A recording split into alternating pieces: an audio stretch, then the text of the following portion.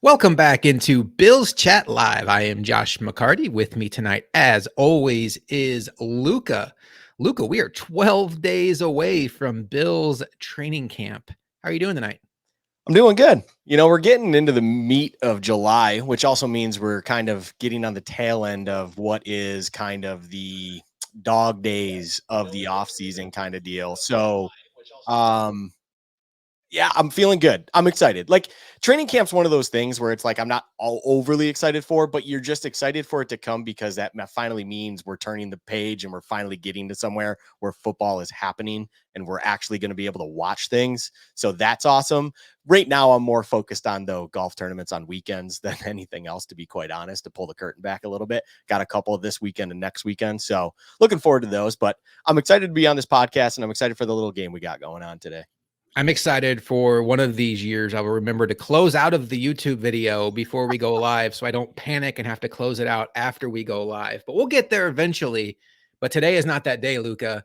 You mentioned we have a fun game to play, and I'm looking forward to tonight's episode. And I know, like, it's July. What can we talk about that's Buffalo Bills related that hasn't been beaten to death? I feel your pain. And I promise you, Luka and I put a lot of effort into trying to find unique conversations to have about the Buffalo Bills that haven't been had elsewhere. And I'm pretty excited about this topic because what we're going to do tonight is Luka and I are going to draft a team of Bills players, snake draft style, with the goal in mind of who are going to be considered the best players on the Buffalo Bills after this season. And I think that's an important distinction, Luka, because we all know how good Micah Hyde and Jordan Poyer and Matt Milano have been, and Stephon Diggs. And if you were going to rank the top 10 Buffalo Bills right now based on where they're at in their career, I think we would all have a list that looks fairly similar. But there's a saying, it's not what have you done, it's what are you going to do. And when you look at this roster, there is a lot of room for regression for a lot of these players. And I think that conversation of who's going to have a strong 2023, who needs to have a strong 2023, and which of these players that we consider the marquee players have the biggest risk of regression. And that will all be baked into the decisions we make tonight. Yeah, it's a fun off-season conversation to have and kind of a good exercise, really. And when you brought this idea up, instantly I was like, this is a great idea to just have a conversation about a lot of guys in a general sense, but a little bit deeper when it's who can we expect to still be that massive impact that they are? And then other individuals where it's like, who do we think, even though they were on the top of this list or near the top of this list last season, may have dropped one or two just based on a couple of things we're thinking about, whether it's age, injuries, things of that nature that they're then coming off of. And it's an interesting conversation to have because you're also then going to do things like projection where, we probably projected Gabe Davis a lot higher last season than where we would have him now. So it's kind of a fun situation to kind of feel it out and see where we think everyone kind of stands as we go into 2023 and who we hope to see kind of elevate themselves by the season's end so that they can be the impact player we hope they can be regardless of their age or their role on the team. I'm looking forward to it too, because I will be honest with all of you. When I started doing the research for tonight's episode, I had a mindset about this team that I was like, oh man, this team is loaded. We're good to go. I started feeling a little worse about the outlook of this team just doing this research. I'm just going to be honest, but I'm hoping that having this conversation with Luka tonight, when we bring up players that we might disagree on, like he might have player X way higher than me, and I will give my feedback on why that player wasn't close to the top of my draft board. And I'm looking forward to getting into it. But for those of you who have been with us since the beginning, you know that when we do snake drafts, we don't just flip a coin to decide who gets to pick first. Oh, I should mention quickly, Josh Allen is not included in this draft tonight. He would be the de facto obvious number one choice. He is off the board. We all understand 17 is the guy. He's number one on the list. And this is everybody not including Josh Allen. Okay. When we determine who picks first, Luka and I like to ask each other a trivia question. So for tonight, I'm going to ask Luka a trivia question. If he gets the answer correct, he gets to choose whether he wants to go first or second, which obviously in a snake draft means 2-3 before we continue to go back and forth for two picks each. So Luka, are you ready for this hard-hitting trivia question? Always. All right. Hit me. Buffalo Bills quarterback Josh Allen, maybe some of you have heard of him, was drafted in 2018.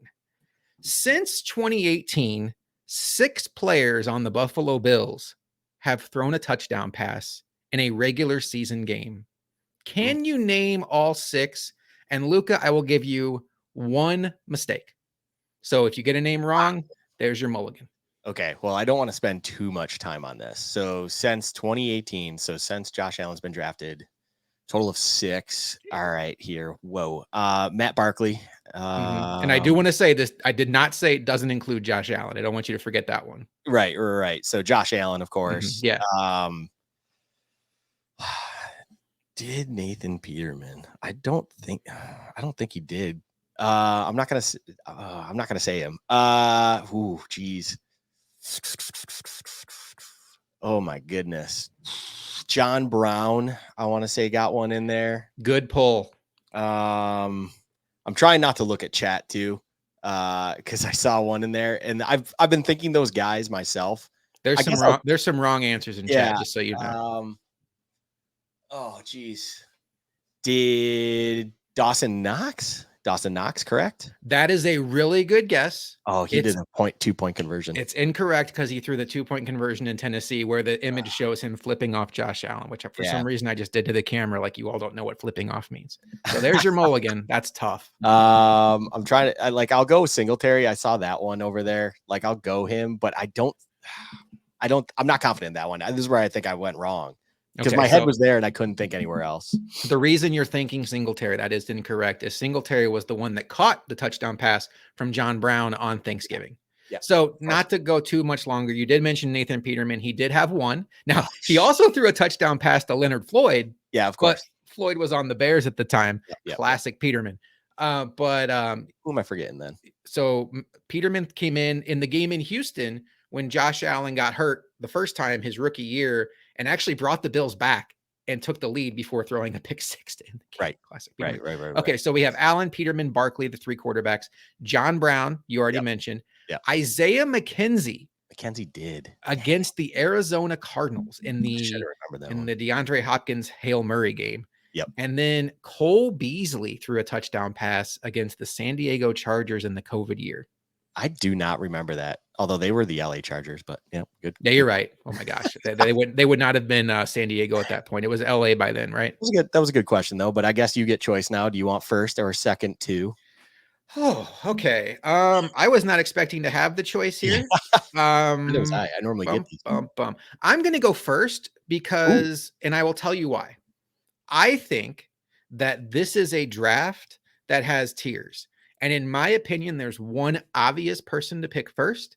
And then I think there's going to be a very strong mixed bag of opinions for like the next 5 or 6 picks. So I'm going to take the easy pick.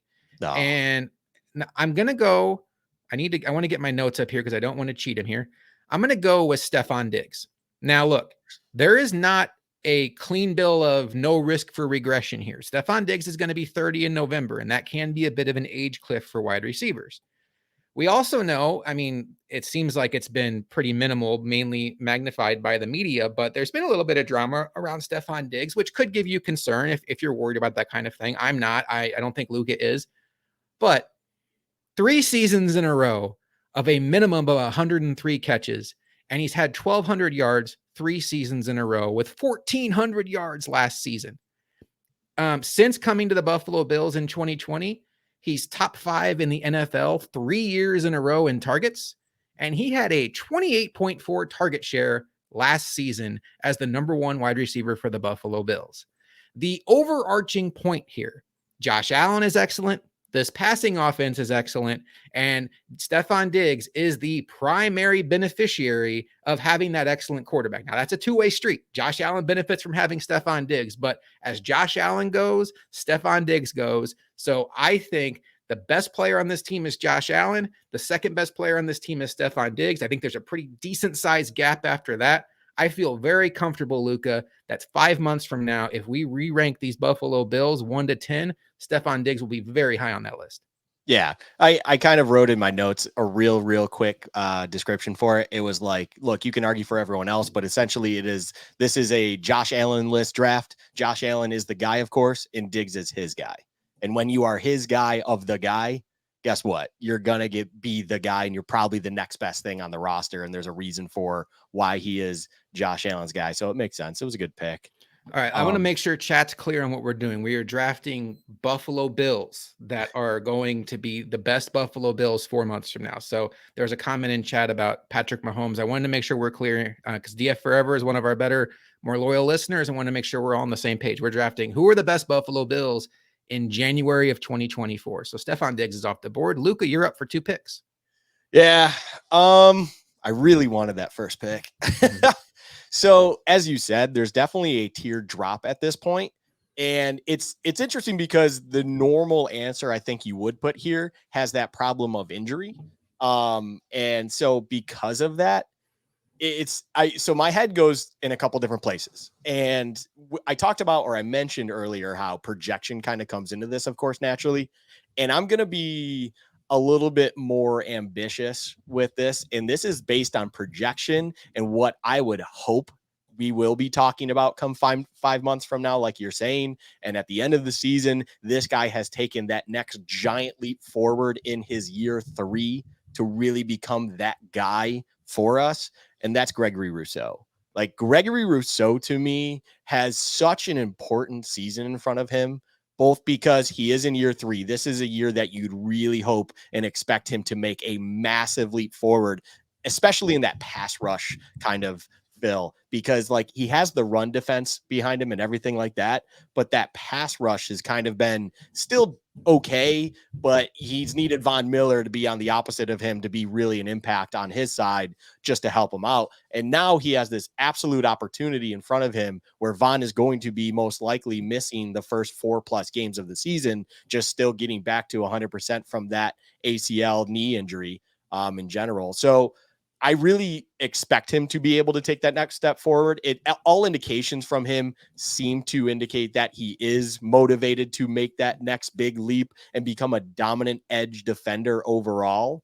You know, I really think that we could expect something special from him this upcoming season, and he will put himself in this upper echelon on the roster. And of course, as we always mention, is Josh Allen at the top. You just took Diggs, and that's probably the absolute consensus at 2. I think Rousseau could really legitimately be that third guy after a very good season, as he finally shows everyone what kind of superstar potential he has and just gets the output that he needs to do so. So yeah, he's going to be my first pick for this one. I'm obviously very high on Greg Rousseau. I mean, I don't know if I would have taken him second, but I love the idea. And I love the way you laid that out about the Bills need him to hit. There is a bucket of players on this team that includes Gregory Rousseau, that might include Kyer Elam. You could talk about Ed Oliver, Dalton Kincaid, James Cook. We need a couple of those players to ascend to this list for this team to be in the window we expect them to be in. Because when you look at the premier players on this team as it stands right now, you're talking about the majority of them are over the age of 30 or coming off of serious injuries. And it's time for that next wave of Bills talent to come through. Here's a couple quick stats on Gregory Rousseau. He was a project coming out of college, out of the University of Miami. He missed his last year in college because of COVID, took that year off because his mom was a nurse. That was the best decision for him and his family. Totally understand that. 4 sacks his rookie year, 8 sacks last year, missed a few games. He only played 13 games because of the high ankle sprain that Luka alluded to. And I think there's a stigma that outside of Von Miller and Daquan Jones, the rest of the defensive line was disappointed, especially the guys that Brandon Beane has drafted high: Epinesa, Boogie Basham, Rousseau, and Ed Oliver. That is not the case for Rousseau. Prior to Von Miller's injury, Gregory Rousseau was the 8th highest graded pass rush grade on PFF among all edge rushers in the entire sport.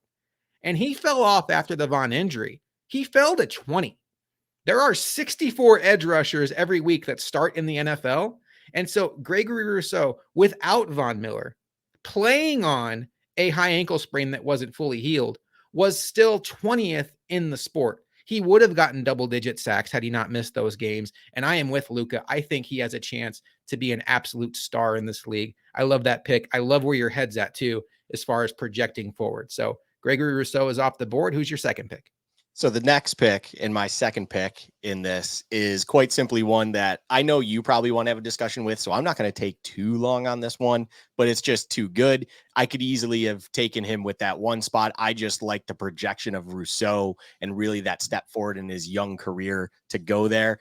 But another guy that I think, based off of injury for both himself being missing the most key game of last season, and then also, just everything else going on with Von Miller again, where he won't be an entire season of impact this year, unfortunately. Daquan Jones is my pick here.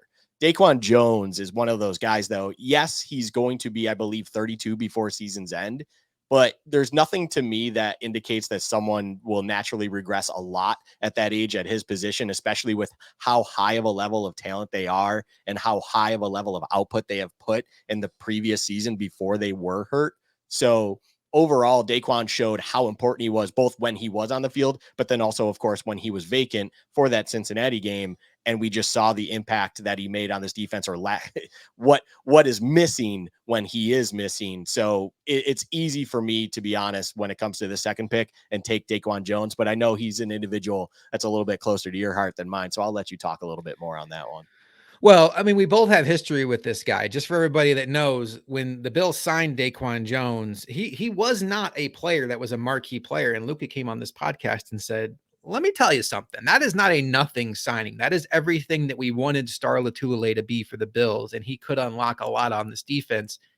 And that did actually happen last year as it played out. He is going to be 31 years old, so there is a little bit of an age regression possibility there. He's going into a contract year, although I still think it's probably better odds than not that he gets some sort of extension, even if it is a short-term extension. And the biggest thing about Daquan Jones, he made everybody's life on that defense easier. And you don't just have to take my word for it. I looked at the stats for the Bills rushing defense last season, where Daquan Jones played every regular season game. The Bills gave up 4.3 yards per carry. In the playoff game against the Bengals, where Daquan Jones didn't play, they gave up 5.1 yards per carry. So that is almost a full yard worse than their season average. And I know what you're thinking. Well, wait a minute. The Bengals are a good offense. Maybe they just run the ball really well. No. The Bengals are not a good rushing offense. During the season, the Bengals averaged 3.9 yards per carry. Now, look, there's a lot of factors that went into the Bills losing that game to the Bengals. It doesn't come down to just one player not playing. But the Bengals got more than a yard of their season average against the Bills. They went from being a not so good running team to a very good running team against the Bills. And the Bills went from being the 11th best rush defense in the regular season to a team that couldn't tackle in the playoffs. And the reason for that, Luka, quite simply is everybody on that defense had to work harder, because the guy who makes all of their lives easier wasn't out there.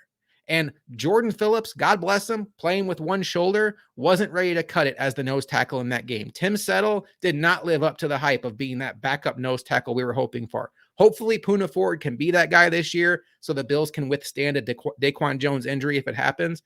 But I love this pick. Daquan Jones would not have made it back to you, just so you know. So this is a good pick by you. I will say, I'm sure people are wondering, why have we not said Hyder Poyer? Well, maybe we'll see. I'm going to go with my next pick. It's not going to be Hyder Poyer. Matt Milano. Matt Milano is going to be 29 years old here in a couple weeks into July. And I think Matt Milano, despite having a first-team All-Pro season last year and making the Pro Bowl last year for the first time in his career, has a real chance to have his best season as a pro. I think he gets this stigma as a player that misses a bunch of games because early in his career, he missed some games. He's missed one game in the last 2 years.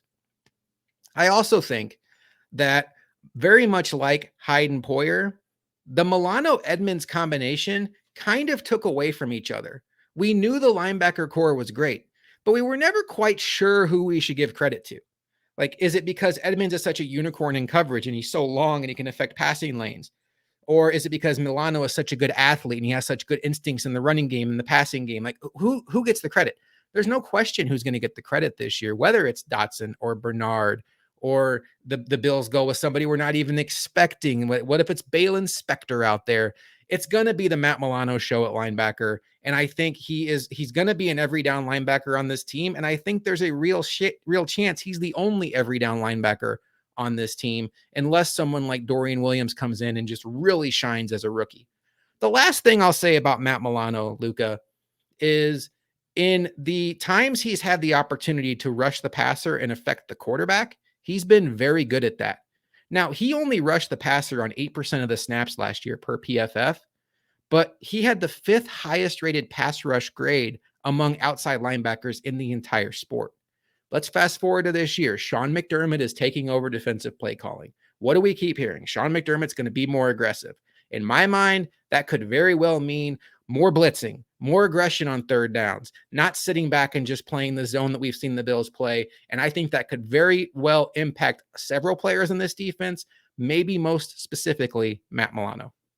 That's a great last point right there. I was going to be honest. I wasn't thinking that until you brought it up. And that actually is a very good connection there. He has, of course, McDermott has said that. So that actually would make sense too, because you did notice Milano make those big impact plays a lot with his very few blitzes that he would be called on. I mean, we all think about the Mike White hit that was obviously off of a blitz call. Everything like that. It's a great point. Matt Milano was kind of on my list next. If it wasn't for Daquan Jones, Matt Milano would have probably been my pick. So all valid points. I have nothing to add to that. Beautifully said, beautifully done, Josh. You do it all well. So I'm just curious to hear your third pick now. All right. Well, again, we have Hyde and Poyer sitting there. I think they're both excellent, but that's not where I'm going. And this is probably going to be a pick that has a lot of people thinking, huh? I'm going to go with Von Miller. I know he's 34 years old. I almost said 44. Sorry, Von. I know he's 34 years old. I know he's coming off of a torn ACL that he injured on Thanksgiving, which is the exact same timeline we saw from Tre'Davious White last year. And we did not see the best version of Tre'Davious White, another player we have not heard yet that maybe is surprising some folks. But if you want to be consistently wrong in your predictions, bet against Von Miller. This is a guy that in 2013 tore his ACL. And then the next year, starting in 2014, went on a 5-season streak of being an all-pro player and a double-digit sack guy, and had a Defensive Player of the Year award mixed in there too. Now, I understand he was 23. Now he's 33. The other thing I will say, I don't necessarily think this is going to be a 12, 15 sack season out of Von Miller. I don't know that he's going to play in enough football games this year to accomplish that. What I do firmly believe is we will get him back at some point to make a very big impact on the important games this season. And I think even if Von Miller doesn't come back until Thanksgiving, which I don't think is the projection right now, it sure seems like those first 4 to 6 weeks is when we can see him. But let's just say he doesn't come back until Thanksgiving. If we see the Von Miller we saw last year, who, looking at the stats, had 8 sacks in 11 games, this is a guy that could have 3 or 4 sacks down the stretch of the regular season, be there in the playoffs and make important plays. And you're talking about ranking the top 10 Buffalo Bills. If Von Miller comes back, is impactful in winning playoff games for the Buffalo Bills, unlocks the pass rush, improves guys like Gregory Rousseau, Ed Oliver, Daquan Jones, just by his presence out there, makes plays to win a playoff game or 2 along the way, we're all going to rank him in our top 10, and nobody's going to say, well, he didn't play in September. So I'm not going to be the one to bet against Von Miller. So I'm just going to say I think Von Miller has a really good shot to stay at the top of this food chain. Yeah, so it's interesting too, because of course DF put in here that some think Von will be there by week 1, but then of course there's thoughts that maybe he wouldn't be back until Thanksgiving, things like that. Percentages would tell you that he won't be back week 1, whether he says it or not, that he's ready. It just doesn't seem likely, in my opinion. If you want to believe that, if Von believes that, that's awesome.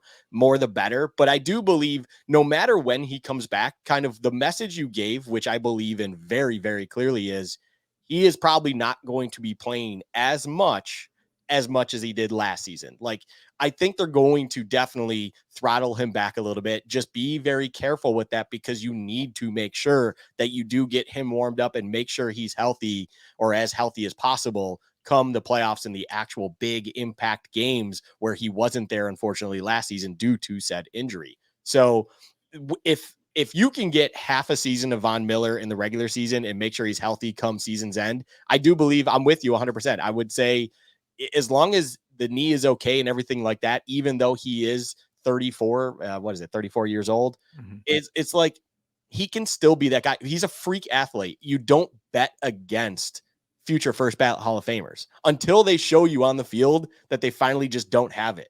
And the last thing we saw of Von Miller was far from him not having it. He clearly has it. There's a lot going on. I bet you there is. I don't know how you omit him on this list. And Josh, if you didn't take him here with your third pick in this snake draft here, I'm almost confident I would have taken him with this next pick myself.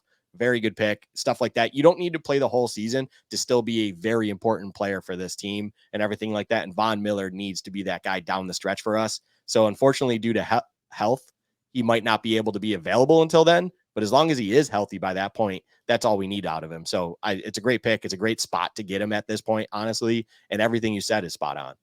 So he's going to rank very highly if he plays the Von Miller that we saw last year in PFF rankings.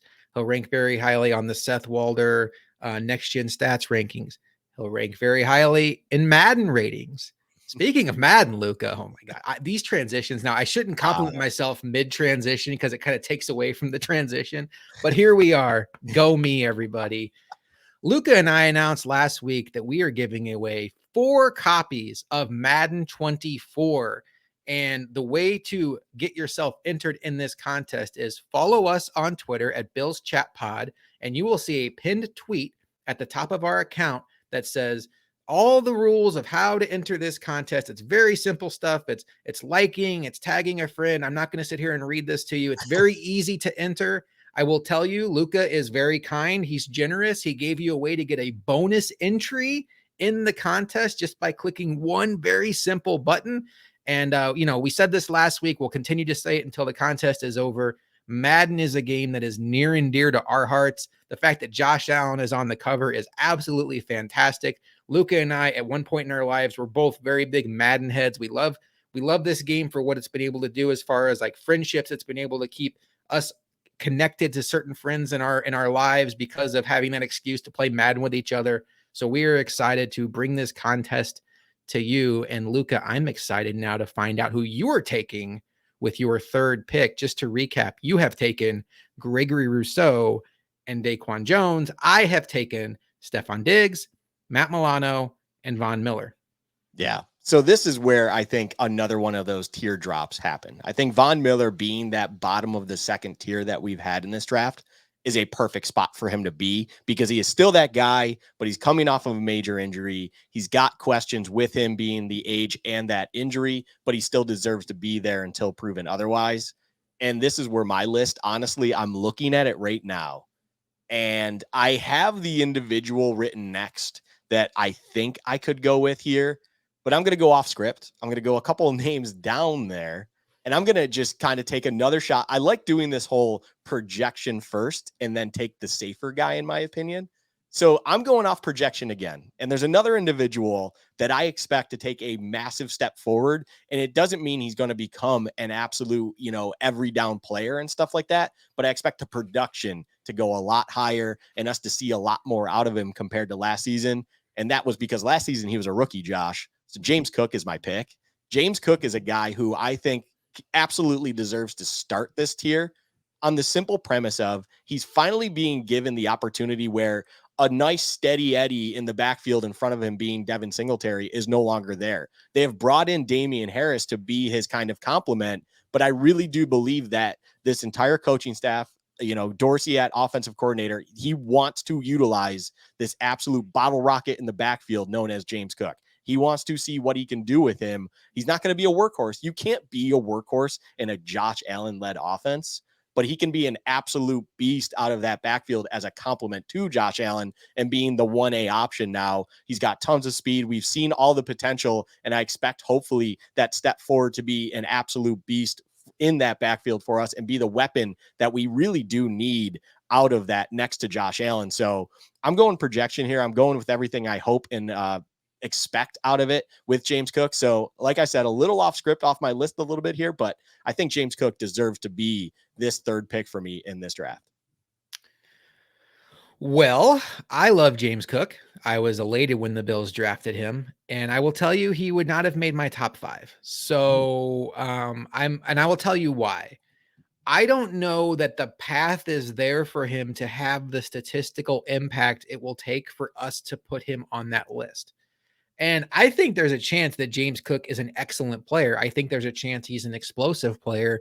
And while we saw him excel in the running game last year in his small sample size, there was so much more the Bills could actually unlock in the passing game, which is what actually made him a very attractive prospect coming out of Georgia to both me and you that we just didn't see. And it's understandable. He's a rookie. Devin Singletary got a lot better at pass blocking later in his career. So it makes sense why James Cook wasn't out there in a lot of passing opportunities. But if Ken Dorsey can find a way to unlock that with James Cook, everything I say here is going to be irrelevant, and he's going to be a very important weapon on this team. But the one thing that gives me pause, in the last 4 years, in the last 5 years, no Bills player has had more than 188 carries in one season. And I don't know if that's because they don't believe in Devin Singletary. There were times along the way it sure seemed like they lost faith in Devin Singletary. He even got benched at one point in the AFC Championship game for TJ Yeldon. Now, he redeemed himself the next year in 2021 and clearly passed Zach Moss and never looked back. But there is a chance that James Cook gives them some explosion that they just cannot deny.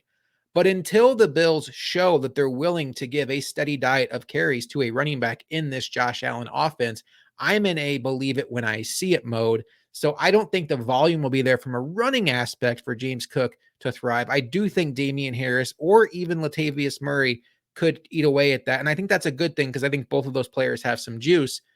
It's all going to come down to the pass game usage. He can be an absolute weapon in this passing game. There are a lot of mouths to feed, 2 tight ends we talk about in Kincaid and Knox. Obviously, Gabe Davis is still there. Stephon Diggs is Stephon Diggs. And at any point in time, Josh Allen can say, forget you guys, I'm going to pull it down and run. So I don't know if James Cook is going to be an Alvin Kamara-like volume guy in this offense, but I do think he has that level of talent to be an X factor. So I like where your head's at. I would just say that I'm not as optimistic that while I think the talent is there, I'm not as optimistic that he's going to get the opportunity to show it off. See, and that's kind of, I fully understand that. And that's where I kind of like went a little off script with it. In my head, I just constantly think about James Cook, and I don't look at James Cook as someone where you need to get him 200 plus carries and things like that. He doesn't need to kind of feel out the game. He seems like the kind of talent and individual that can explode out of nowhere any given opportunity. He doesn't need volume. He just needs the chance. And now you got rid of kind of the safety blanket in Singletary that they were comfortable with. And yes, what you're saying is right. You're right. He had 32 targets, 21 catches last year. You know, Singletary himself had, what was it? I'm just looking at it real quick, 52 targets and 38 catches. To me, that just indicates they were just a little bit more comfortable with Devin Singletary. Well, now you've kind of taken off the training wheels. Now it's like, hey, we don't have that kind of reliable, safe guy anymore. And it's like, look, we're going to you, Cook. This is your opportunity. It's not going to be, 80 targets and then 200 plus carries. As you mentioned, the Bills haven't done that basically in the entire McDermott era. The thing is, he doesn't need that. He doesn't need to be that. His skill set doesn't need that in order to still explode and be very productive. So that's kind of where my head went. And I want to look back on this, Josh, in 6 months' time and be like, yeah, I was right calling that one out. That's where I expected him to be, hopefully, at that. But now, I want to look back on it too, but I just want to say, like, you and I good. both agree, they need to let James cook. Yeah. God, that one almost went over my head.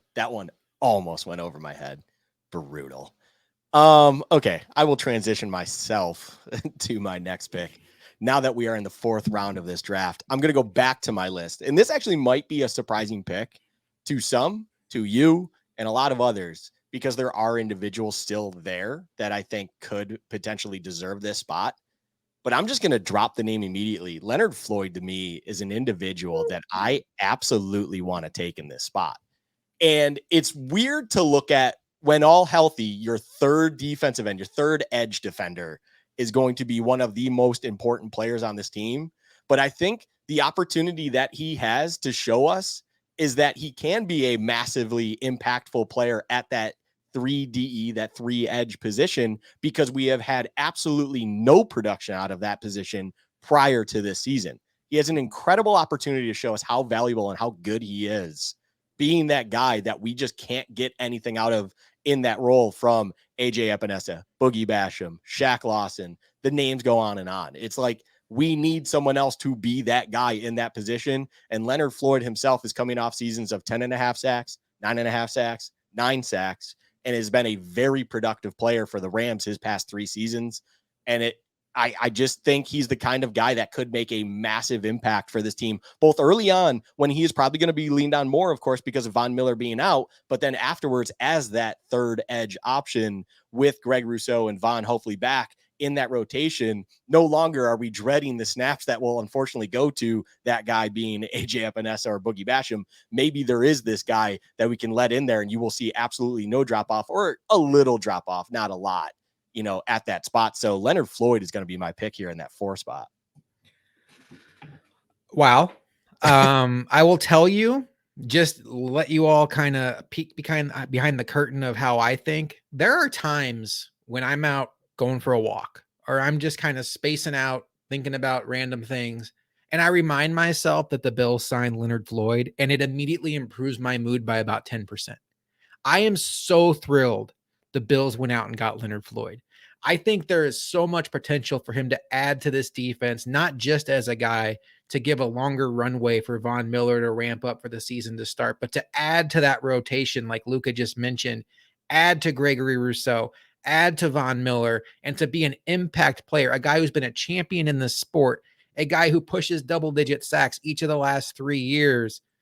I love this pick. I don't know that he would have made my list, but I am not about to stand up or sit here. I'm not standing. They can all see me. Hi, everybody. I'm not about to sit here and slander Leonard Floyd, because I am super excited the Bills did this. I'm so happy they didn't sit on their hands with the investments they made at defensive end and AJ Epinesa and Boogie Basham and say, well, we've already invested 2nd round picks. We got to see it through. No. Go out there and address the problem. And they did in a big way in Leonard Floyd. I love the pickup, and I would be thrilled if we are sitting here, Luka, and we're talking about Leonard Floyd and Gregory Rousseau, as your list has, as 2 of the best 10 players on this team next year, and that would be fantastic for everybody involved. Now, I will say, I was ageist when I did this, and there were some guys I held their age against them. 2 of those guys were Micah Hyde and Jordan Poyer, but at this point in time in the draft, Luka, I just can't let them continue to fall. So what I'm going to do now is I feel like I have to pick between the 2 of them. And it's tricky because I have believed all along that Micah Hyde, I mean, you're splitting hairs. Both of these players are excellent. If I had my way, they'd both be on the Wall of Fame in 10 years. I truly believe that. Micah Hyde, maybe one of the greatest plays in Bills history with that interception against Mac Jones. One of the biggest jump out of my chair moments I can remember as a fan. We obviously know you're a big fan of Micah Hyde. I've thought all along that the way they play, Micah Hyde would probably age a little more gracefully than Jordan Poyer, just the way he plays. He's so smooth. Jordan Poyer maybe a little more physical. Those guys don't tend to age as well. But the neck injury does concern me. And I feel like I want to go with Jordan Poyer here. And he's a guy that I saw an article this week. I don't even remember who it was that was like Jordan Poyer. Oh, it was the ESPN top 10 list of safeties, and Hyde and Poyer were both on. They got votes but weren't included. And it's like, Poyer is clearly slowing down. Folks, if Jordan Poyer's slowing down, great. But you cannot use last season as an example of him slowing down when the Bills were using bubble gum and duct tape to hold him together. And in a contract year with mega millions on the line. The guy laid it on the line to play for his teammates, drove in a car to Kansas City when he wasn't medically cleared to fly. Why am I getting angry? I feel like I'm getting angry, but I feel like the Jordan Poyer conversation of, wow, he slowed down last year. Well, no shit. He was hurt. He wasn't 100%. It was completely obvious. He wasn't even cleared to fly at one point in time. And he laid it on the line. I'm just repeating everything I just said, but I think Jordan Poyer still has an ability to be a ball hawk in this defense, to be a leader out there on this defense. One other thing I want to kind of hold against Hyde and Poyer this year is I do think Taylor Rapp is going to have a role on this defense. It's a 17-game season. Both of those guys are 32, 33. And I think there's a really good opportunity where, let's say Poyer gets dinged up in a game in October and he's on the positive side of questionable. The Bills now with Taylor Rapp in their back pocket can say, hey, Jordan Poyer, like, look, we would love to have you out there. You could probably play, but we have Taylor Rapp. We need you in January to be the best version of yourself. We don't need you in October. Same thing with Hyde.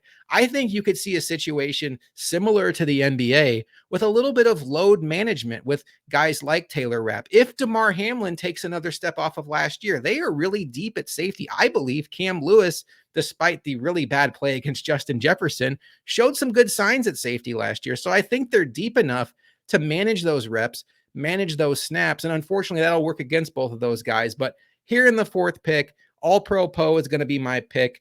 And I still feel like that no matter what kind of season he has, he's still going to be in that top 10 conversation. Yeah. I don't disagree with anything. I think the point that you brought up with Micah's neck and the big questions around that, will it will it affect the way he just plays naturally? It would be completely understandable too. Like it affects your mindset, especially what early on, like what is going to happen when he has to go in for that first hit? What is going to happen when he's going to have to tackle someone in the open field? And it's kind of up to him. Is it going to be in the back of his mind? Is he going to be thinking about it? Is our instincts going to come into it and nothing happens? Is it fully healed? Is it good? So on and so forth. I think going with Poyer in that situation where both of those guys are very, very key to this team overall, both in the locker room and on the field. And Poyer showed last season why he is so vital for this team, especially when he had those, a couple games out and it was just kind of cataclysmic to the defense and just everything going on. So great pick by you in the 4 spot. And to wrap it up here, I'm curious to see where you go with the 5. So I'm not going to take Hyde only because I felt like it would cheapen the conversation to just take them both and not talk about why I had one ranked ahead of the other. So I'm gonna leave him there. I think he's very much in the conversation though, and worth considering. But I can't ignore the fact that in the draft, the Bills traded up for an offensive weapon when they said all offseason we need to get more weapons for Josh Allen. All due respect to Deontay Hardy and Trent Sherfield and Damian Harris, Dalton Kincaid is the mega investment this offseason. First round draft pick, should project right into the slot role. And I know we're going to have 2 tight ends now. And, Dalton Kincaid is going to be this rookie tight end. So with that, my 5th pick is going to be Dawson Knox. Dawson Knox. I think we have all forgotten how good Dawson Knox is. Let's not confuse the Dalton Kincaid conversation by minimizing Dawson Knox. This is not an either or conversation. If you're looking at it as either or, you are missing the larger point. Bear with me, folks. I'm going to mention a name that's going to make you think, why is he bringing him up? Aaron Hernandez and Rob Gronkowski on the football field were not an either or situation. It was hey, they're both out there. Good luck covering them. Maybe a little more comfortable one to bring up. Dallas Clark and Zach Ertz were not an either or situation on the football field. They were both out there. This 2 tight end set will only work if both tight ends are on the field. And I understand that Dawson Knox is going to be doing a lot of the dirty work that is important to do at the tight end position that will allow Dalton Kincaid to hit the ground running in the slot, focus more on being a receiver, not worry so much about being in line. Obviously, Kincaid will block at certain times. All receivers do. He will line up in line at times. Gabe Davis lined up in line at times. I don't think he'll major in that. I think that's where Dawson Knox will do the dirty work. He'll be the guy that when there's a blitzing linebacker, he's going to have to think at the snap of the ball, am I hot on this play? Am I blocking? Should I go out and pass? That's the stuff you don't want to overload a rookie tight end with. But when you look under the hood of what's going to be important in this offense, I don't want to get the conversation to the point of, okay, Dawson Knox is going to be the blocking tight end, so he's the Lee Smith. He's not Lee Smith. Now, he got better blocking last year. He had his best blocking season per PFF for his entire career. He was only in line 48% of the time. 45% of the time, he was in the slot. He was out wide. There were other snaps, like 5% where he was in the backfield, what have you. But I have some stats here on Dawson Knox that among tight ends in the NFL, why am I having trouble reading my own notes, Luka? I'm just gonna wing it because I apparently. Oh, here it is. Okay, he's still an explosive tight end. He was 5th among tight ends in touchdowns last year. He was 14th in yards. He was 10th in yards per catch. And again, for this 11 and a half personnel to work, for Dalton Kincaid to be that mismatch that makes defenses say, do I want to put a linebacker or a big safety on him so I match up in the running game, or am I going to put a smaller corner on him and take a chance of getting dunked on in the passing game and being a huge mismatch in the run blocking game? Dawson Knox has to be healthy. I think Dawson Knox is going to be one of the top 5 most important players on this offense. I think there's a very good chance that statistically, reception wise, Dalton Kincaid has better stats than Dawson Knox. And I think 3 years from now, there's a really high probability that Dalton Kincaid is the number 1 receiver on this team and could be everything the Bills dreamed of and could be on his way to being the best tight end in Bills history. But at the end of 2023, I expect Dawson Knox to still be very much in that conversation of most important Bills. And I think maybe somewhat like Tremaine Edmonds, where I think the conversation was always a little unfair. I feel like the conversation is getting a little unfair on Dawson Knox. And I think we just need to appreciate that. Is he Travis Kelce? Is he Mark Andrews? Is he George Kittle? No, but he's in that next tier and he's a pretty damn good football player. That is not a Brandon Beane draft miss. And he's going to be very important to these Buffalo Bills. He's Josh Allen's safety blanket in the red zone. Like when it's an and goal situation, it shouldn't surprise anyone that Dawson Knox seems to pop up all the time. And it's because Allen clearly has something with him when it comes to inside the 20, inside the 10, really. If you think about it, there's all those plays you think about where Josh Allen looked like he was even throwing it away and somehow found Knox in the back corner or whatever it was to get that touchdown that really just wasn't even there to begin with. And it's just, there's a comfort situation going on, and that just doesn't disappear because all of a sudden you added anything else to the offense. I think when you're in crunch time, when you get to a place where you just need to have it and you're looking for who you're most comfortable with, yes, Diggs is of course Josh Allen's guy all up and down the field, but Dawson Knox has clearly been that guy when it comes to in the red zone, inside the 10, when it's an and goal. He's looking for Knox a lot more than anyone else on that offense for the most part. So it shouldn't surprise me. And yeah, I think it's a great one to kind of wrap up your list there at 5. And everything you said is very, very fantastic with him. And it's a shame that he's kind of becoming an afterthought, but I don't think it's that much. I don't want to say afterthought, even though I just did, because it's not quite that severe. But yeah, there's of course a lot of intrigue on what's going to happen now because it's something different that we haven't seen and we don't know what to expect because kind of what Kincaid is. So it's a fun pick and it's deserving of this list for sure. I'll roll right into my pick. It's an interesting one because I have a lot of honorable mentions here and stuff like that. I would love to go with my guy Hyde. You did take Poyer, but the neck thing is definitely where I am concerned with. I just don't know how he's going to be able to react and what's going to happen with that. I hope he is exactly what he was prior to the injury and it's like nothing ever happened. That would be incredible. And then he would absolutely deserve to be part of this top 10 list that we have created here. But I'm just not going to take him. I'm going to take one guy where it's like, look, this is it. This is where we need him to come back to form. This is where we really hope that he can be that guy. And when it comes to a top 10 Bill not named Josh Allen, you want him to be on that list and he should be higher. It's just unfortunately what we saw after a big injury wasn't promising. It wasn't horrible, but it wasn't promising and definitely seems like he's lost something. And you got to be like Patrick Peterson speed in order to lose something and still be okay. So, but I'm going to take Trey White here. I think to round up the list, if Trey White can find more of that confident form that he had in years past prior to the ACL injury, if he can get back to even 85% of what that was, that would be phenomenal for this team and key going into week in, week out every game, because we saw what happens when you just don't have that clear cut number one corner and it's not pretty. Like, you just need that one guy that you can kind of lean on a little bit more and just game plan for being the heavier load at corner, and then put everything else when it comes to your creative resources on the defensive side with that corner too. And, shading a little bit, help there, whatever you got to do in order to help that second corner with his matchup and whatever's going on his side. I hope Trey can get back to that form. Maybe an entire offseason of health and everything like that will help him get to that place. Fingers crossed. This is more of a hopeful pick than anything else, but I think this is kind of the make or break for him being an absolute impact player for this team, and in this league in general. So Trey White's going to be my pick to kind of round out this draft that we're doing.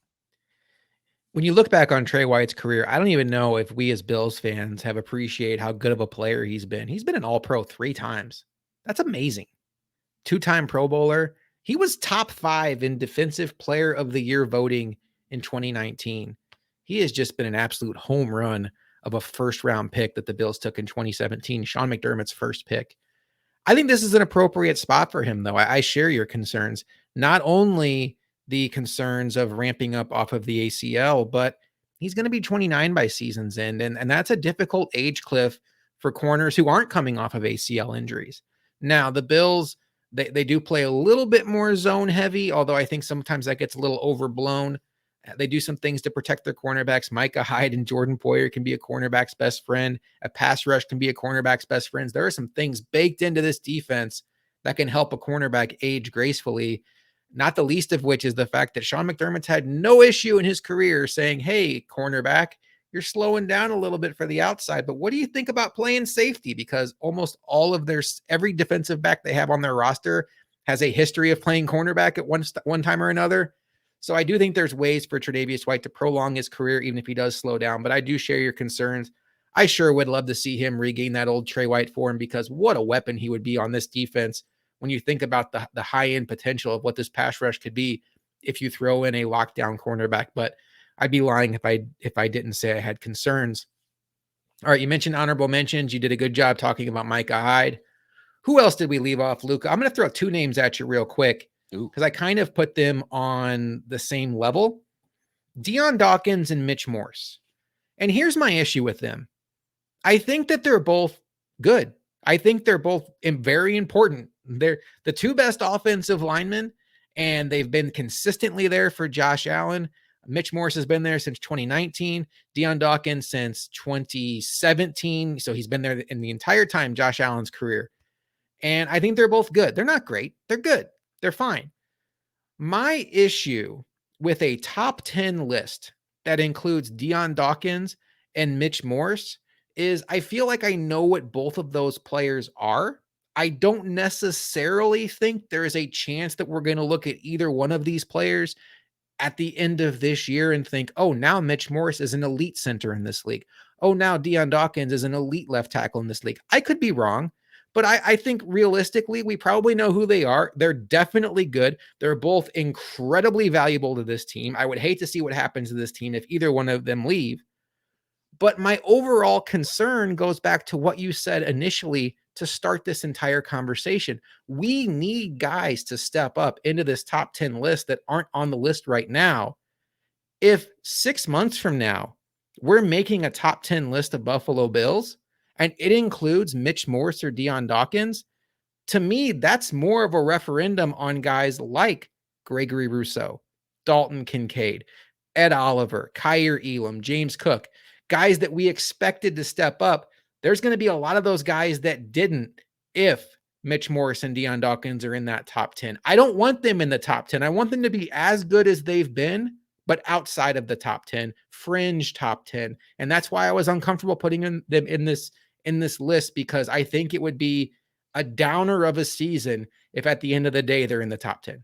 We share a thought on that. We are very much in tune when it comes to how we feel about that, when it comes to top 10 Bills, things like that. I had Dawkins in my honorable mentions. It's a shame that I had Morse, but there's kind of a reason for it. And I'll bring up an individual that I kind of listed, or 2 of them, honestly, that I listed here that kind of in my honorable mentions are kind of on the flip side. I wouldn't mind hearing these names come 6 months from now, because it would mean that there is a projection going forward that is in the positive nature for this team and everything like that. And yes, I took an individual like James Cook in this draft. I took an individual like Leonard Floyd in this draft and stuff like that. Those are individuals that could still have a big impact and yet find themselves out of this list, because you can notice the impact of someone at a very important position like a Ryan Bates or an Osiris Torrance, because they had to come in when needed and all of a sudden solidify positions like Bates moving over to center and Torrance becoming a absolute stout right guard for this team, and where he's unreplaceable at that position. Next thing you know, you have this just absolute bedrock of a guard on the right side. You have still good play out of Dawkins on the left at the tackle position. And now you're really cooking with something there. And Bates just naturally has to move to center, because eventually, like, Bates is still young and moving and going like that, and Morse eventually will have to move on at some point or another, and Bates could be that center kind of guy to be the next one for Morse, and you just can't restrict Osiris Torrance anymore. More so, that is the reason for that. And Osiris Torrance is on my honorables mention list for that specific reason. He seems like the kind of guy that could potentially come in.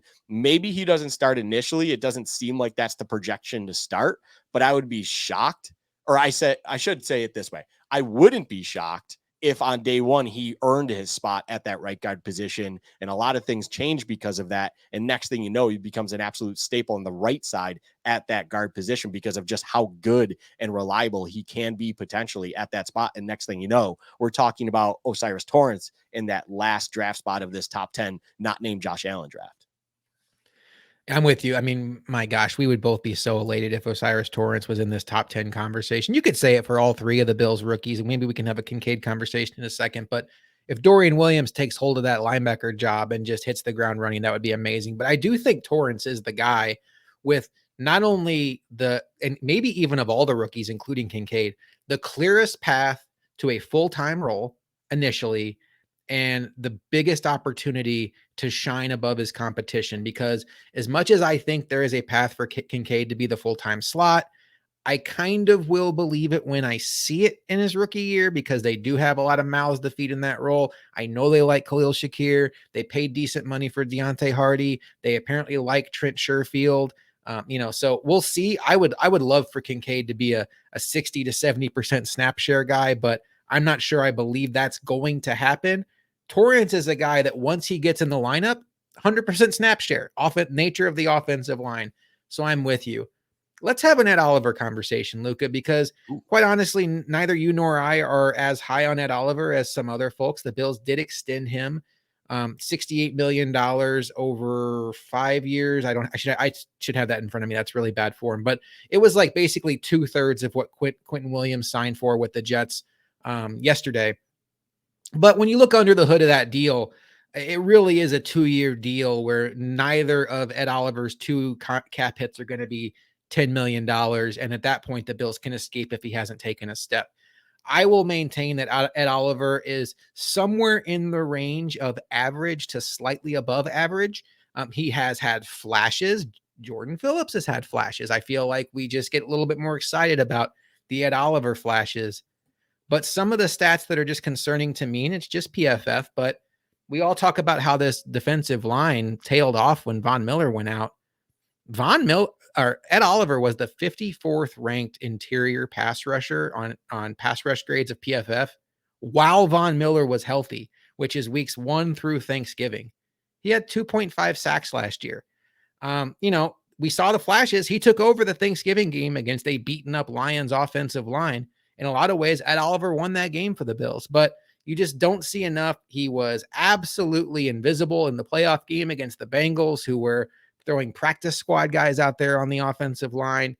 And I would love to be wrong about Ed Oliver. I'd love to see him realize the potential.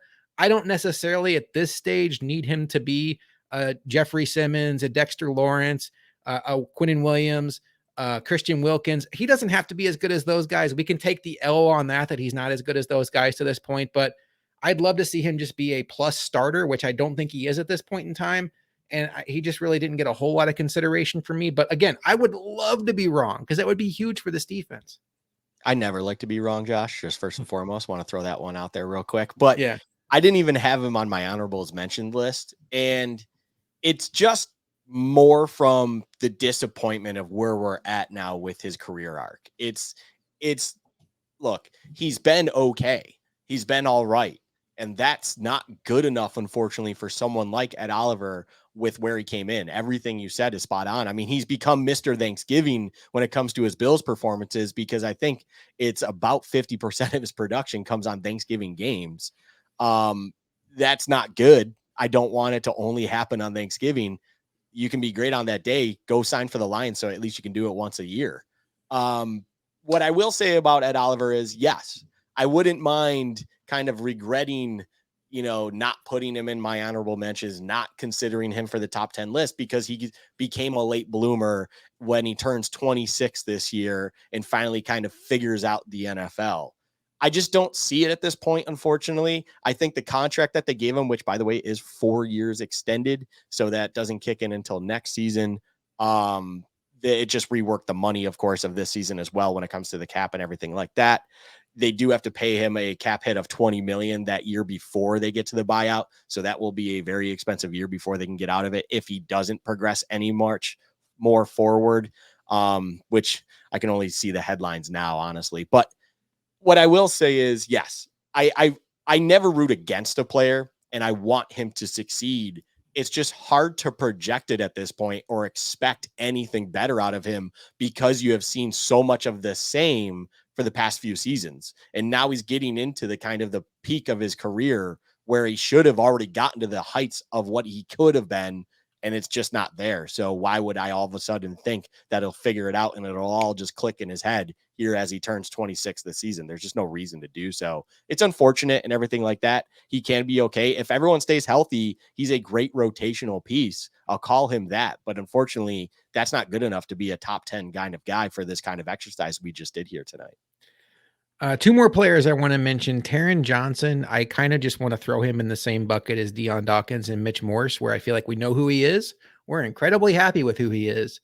If he's in the top 10 next year, I think it means there's a handful of guys that either fell off or didn't step up. I'd much rather Taron Johnson be that 11th, 12th, 13th best player in your team than the 8th best player in your team, because I don't necessarily see him continuing to ascend. Although I do think quietly he, and I didn't even mention this with Poyer, are two guys that could also benefit from that Matt Milano benefit of Sean McDermott calling more blitzes. Just something to keep in the back of your mind. Gabe Davis. I think the conversation on Gabe Davis has gotten to the point where I'm not as comfortable now hating on him as much as I think the loudest voices are. You and I have been pretty consistent. We both thought there was a chance he could be a high-end wide receiver too last year. We both are pretty comfortable in saying that did not happen. I think at this point in time, as far as wide receiver 2 goes in the league, he's average. Like, he has those games where he flashes, and then he has those games where he disappears. He did obviously have the ankle injury last year, which apparently lingered throughout the year. We know there is not a single work ethic issue with Gabe Davis. He might be the hardest working player on this team, and that is saying something with Von Miller, Jordan Poyer, Josh Allen, and Stephon Diggs on this team. Like, there are some dogs on this team, and Gabe Davis is right up there with all of them. I have questions about his ability to run the full route tree. I have questions about the consistency of his hands. But in general, Luka, I do think they didn't bring in really any true competition for that starting boundary wide receiver with him. He's going to get opportunities. I don't think he'll ever be a target hog in this offense the way he plays, but he has a high enough ADOT where he can still compile yards. He's going to be on the field all the time because he's such a fantastic blocker. There is so much to like about Gabe Davis's game that I am just not comfortable with how negative the conversation is around him at this point. But we need to see more out of him. But I would not be surprised at all if by the end of the season, Gabe Davis is in the top 10 conversation. I'm not ready to predict it, but I'm not nearly as low on Gabe Davis as I am on Ed Oliver. I just want to start by saying, I just want to make sure, you said they didn't bring in any competition. Just don't sell Justin Shorter. Oh, got him. Oh Hooks man, you with one of the yours. messer becomes the messy. Boom. No, so I do agree with you though. Like, it's I am not willing to even I'm still willing to basically question Gabe Davis's ability to be the wide receiver too in this offense. Like I want it to work. As you said, he works very hard. I wouldn't put Josh Allen in that hard worker thing. He works very hard during the season, but he's on Ooh. record saying that he kind of takes a break and relaxes Yeah, in the offseason. that's Nothing true. wrong with that, by the way. I respect the hell out of it. Quarterback is a very unique and hard and demanding position. You need a mental break. You need to take some time off. So I respect that. He's not in the gym all offseason, but that At would all, at all in the yeah, offseason. that'd bring you down a little bit on the Mhm. hard work or dog category, which Okay, is fair. fine. That's a fair point. Yeah, Yeah, you're there you right. go. But regardless, I love that he works hard at it and he still wants it and he desires it. And that's where I can root for a guy like that. It's not like he's just kind of yelling back and clapping back at people on Twitter who are questioning him and kind of like getting at him, but then not doing anything about it when it comes to his everyday and working hard at it. You see a lot of those cases, unfortunately, around the league and through the years in the NFL. Gabe Davis is working extremely hard at that and trying to get better all the time. And I think teammates also see that. And when you have teammates and your colleagues around you kind of rooting for you and pushing you forward, that can only help you when it comes to hopefully getting results and doing better. It just might be coming a little later than what we expected. And we're no longer going to sit here and just kind of project and hope that he can be that guy anymore. Now we need to just see it. Kind of what you said with earlier, you said it with someone, but you're at the point, James Cook. You're at the point where you just need to see it to believe it. With James Cook, it's more about the production Yeah. at running back. But regardless, it's that same mindset where it's like until we see some consistency and kind of that consistent improvement out of him, we're not going to sit here and talk about him potentially being a top 10 guy. We hope that's one guy. I was going to even bring up a point with you before we ended this episode. We went through this and there's only one wide receiver on this list, being Diggs, at the top of the list. And the only other weapon, pass catching weapon primarily, is Dawson Knox. Like that's it. So it's like we desperately need that guy. And if one guy elevates himself, whether it's Gabe Davis or say a Kincaid in his rookie year, they will propel themselves into this list like nothing and no end other, because it's just spot on. We need another guy to just be that secondary third target kind of situation, depending on where you are in the field. So yeah, Gabe has a lot of work going, but at least he's working very hard for it. So hopefully he can get it done.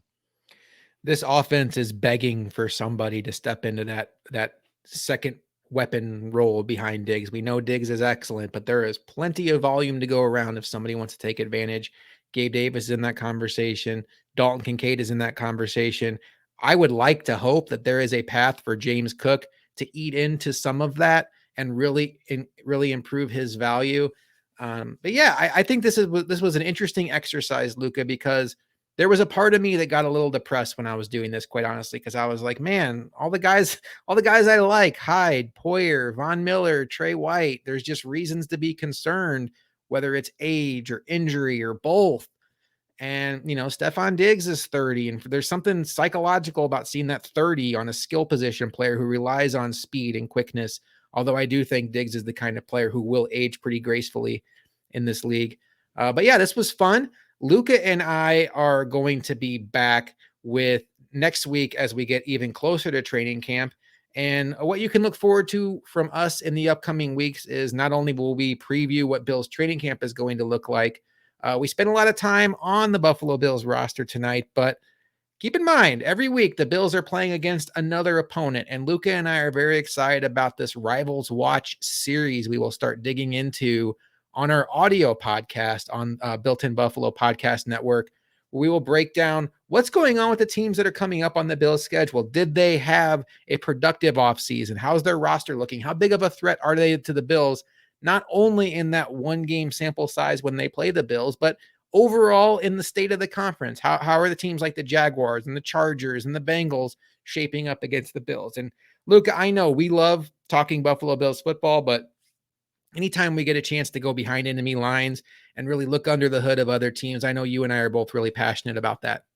Sometimes it's just fun to look at other teams, figure out what's going on. I mean, we're football fans. We're not just Bills fans. Of course, the Bills are our team who are very passionate about, but we're football fans. When it's Sundays, I got 5 TVs on the living room watching as much as I possibly can. That's just who I am. I know you have a similar setup yourself. We love football. We love to follow all the different teams, figure out what's going on, and then of course then break it down for what we think what will happen when it comes to our Bills and they're playing them, things like that, or just enjoy it. Just enjoy it for what it is. It's football, stuff like that. It's around the corner. We're in the 60s now when it comes to that. By the way, real quick, I think it's the Madden in you that when you see that 30, and in Madden, if you're doing, of course, connected franchise or anything, that is when the natural regression to their attributes come, and you just get a little upset and stuff like that. Because that's, I find myself doing the same thing. All of a sudden, you see a player 30, and you're like, oh, dang, they're going to start regressing. It's like, no, this is not Madden. You can still have Von Millers who are killing it at 34, 35 years old, and it is not a problem for them whatsoever. They are a freak of nature. But unfortunately, this game has kind of programmed us a little bit more so to kind of think once you hit 30, you're going to start naturally regressing down until retirement at, say 35, 36 or whatever it turns out to be. So just a little tidbit on that. I think that's where your head goes with that. I love the fact that I'm sitting here as a 40-year-old man thinking about 30-year-olds as being old. Like he's way too old to produce. As when this podcast goes off the air, I'm going to make all kinds of noises just getting out of this chair. So yeah, I'm a hypocrite. I sit on the couch. I don't hold myself to the same standards that I hold these athletes. But you're right. I think Madden does play a part in that. Speaking of Madden, do not forget to go check us out on Twitter, Bill's Chat Pod. We have a Madden 24 giveaway. We would love for you to throw your name in the hat on that. We will be giving that away in the upcoming weeks. Luka and I have some special guests lined up in the upcoming weeks that are going to help us bridge the gap into the start of the football season, both from a fantasy perspective, from a Madden perspective, from a Rivals Watch perspective. We have you covered. Please, please, please do not forget to like and subscribe on YouTube, Built in Buffalo. We are trying to make Built in Buffalo YouTube your one-stop shop for all Buffalo Bills content. And we hope that we are providing that for you in your mission to become as knowledgeable on the Buffalo Bills as possible. He is Luka. I did it again, Luka. There he is over there. He is Luka. I am Josh McCarty, and we will see you next time on Bills Chat Live.